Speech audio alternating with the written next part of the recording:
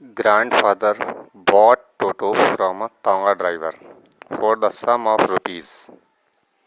The Tonga driver used to keep the little red monkey tied to a feeding trough, and the monkey looked so out of place there that grandfather decided he would add the little fellow to his private zoo. Dear students, in this story, The Adventures of Toto, grandfather is the is a man who belongs to the writer. Grandfather was writer's grandfather. So writer is telling the story about a monkey whose name was Toto, and grandfather bought Toto from a Tonga driver for the sum of 5 rupees. Grandfather ने टोटो को तांगा driver से 5 रुपए में खरीदा था. The tonga driver use to keep the little red monkey tied to a feeding trough. और जो तांगा ड्राइवर था वो उस छोटे से रेड मंकी को एक नांद से, जहाँ पर जानवर घास खाते हैं, इसे बोलते हैं फीडिंग ट्रफ, तो उस एक नांद से बांध कर रखता था. And the monkey looked so out of place there. और मंकी वहाँ पर बड़ा ही आउट ऑफ प्लेस लगता था, बड़ा अजीब लगता था वहाँ. That grandfather decided he would add the little fellow to his private zoo. कि दादाजी ने जब उसे देखा तो उन्होंने निश्चय किया कि वो इस छोटे से फेलो के लिए, इन छोटे मंकी के लिए अपने प्राइवेट जू में, चिड़ियाघर में शामिल कर लेंगे. ऐसा दादाजी ने उस बंदर के बारे में निश्चय किया जो एक तांगा ड्राइवर के यहाँ पर उसको बांध के रखा जाता था अन्य जानवरों की भांति. Toto was a pretty monkey. Toto एक सुंदर बंदर था. His bright eyes sparkled with mischief beneath deep set eyebrows, and his teeth, which were a pearly white, were very often displayed in a smile that frightened the life out of elderly Anglo-Indian ladies. But his hands looked dried up as though they had been pickled in the sun for many years. Toto was a pretty monkey. Toto एक बहुत ही सुंदर बंदर था. His bright eyes sparkled with mischief. उसकी जो चमकीली आंखें थीं शरारत के साथ चमकती थीं. Beneath deep set eyebrows.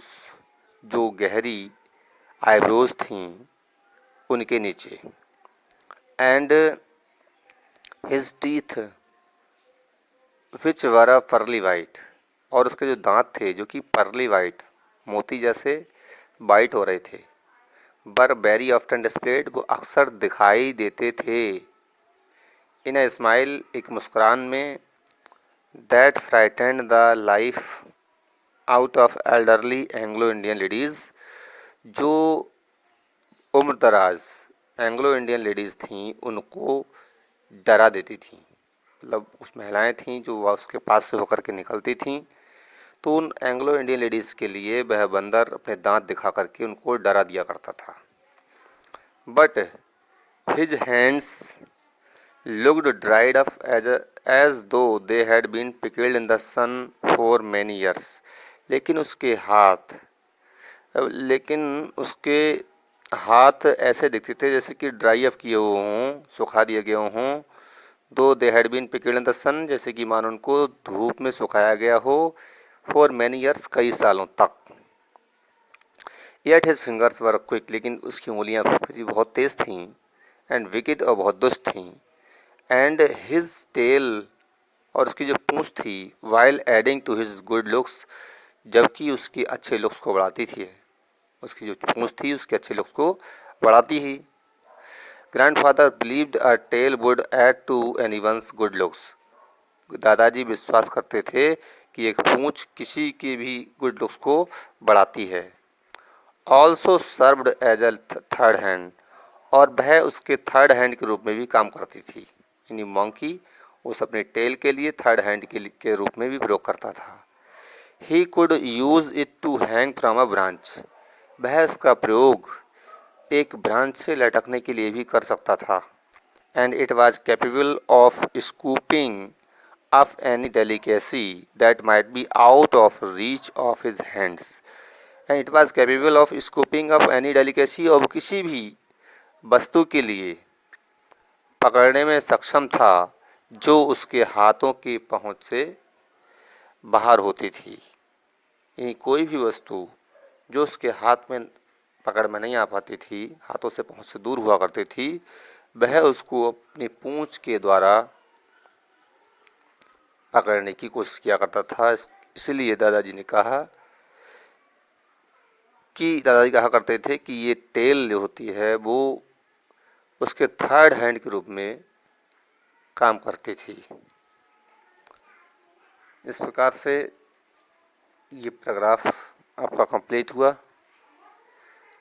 Next paragraph open करेंगे।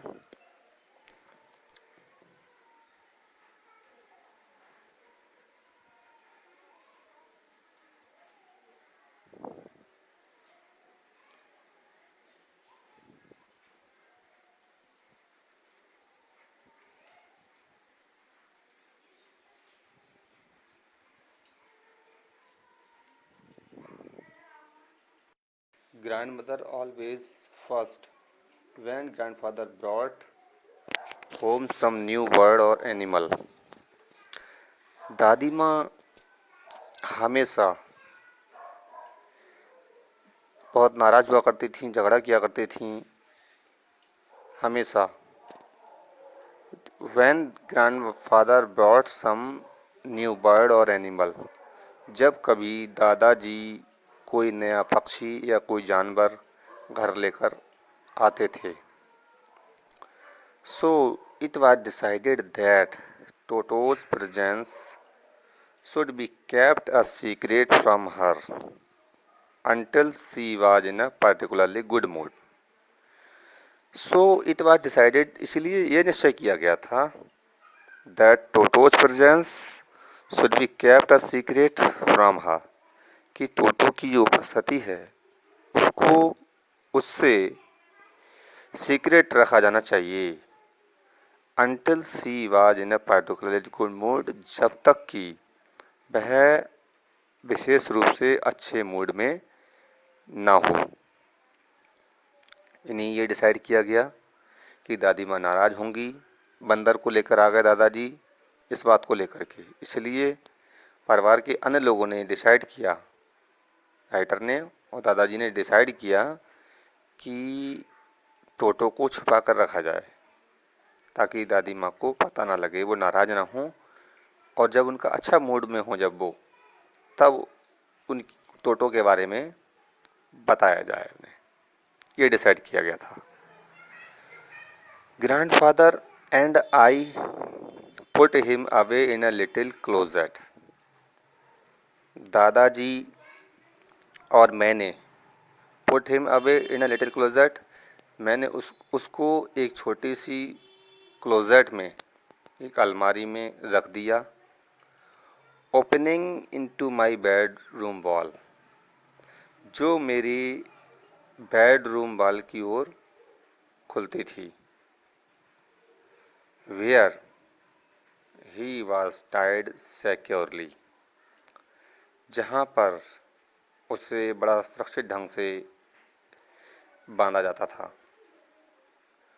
और सो बी थॉट, और इसलिए हमने सोचा, so we thought to a peg fastened into the wall,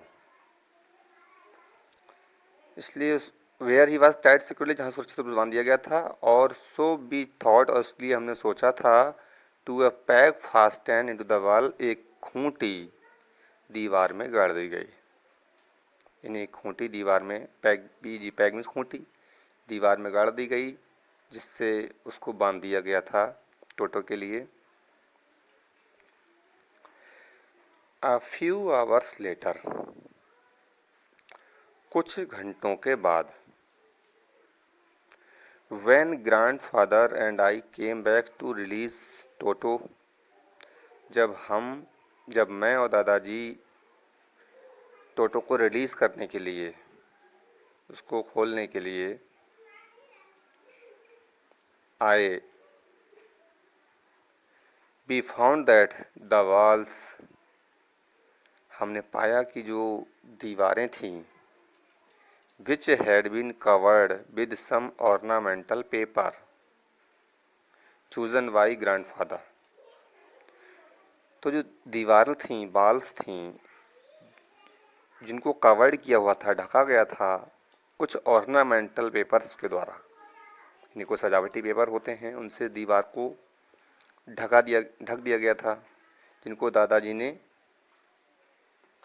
छांट कर लाया गया था। दादाजी इस ऑर्नामेंटल पेपर्स को चूज करके लाए थे, उनसे उस दीवार को कवर किया गया था।